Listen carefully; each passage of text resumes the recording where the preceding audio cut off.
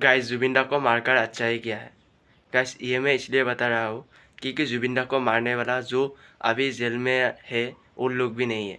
उसके साथ और कोई भी है जो मेरे ख्याल से लगता है, नहीं भी हो सकता है, ये मुझे मालूम नहीं है, लेकिन हो सकता है।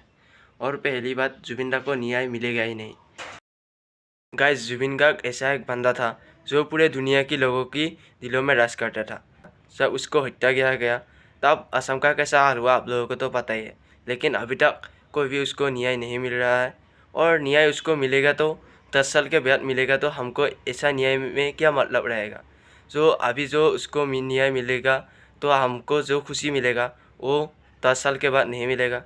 और ज़्यादा से ज़्यादा क्या खुशी होगा, सब उसको न्यूज़ में आएगा कि जुबिन गार्ग को न्याय मिल गया।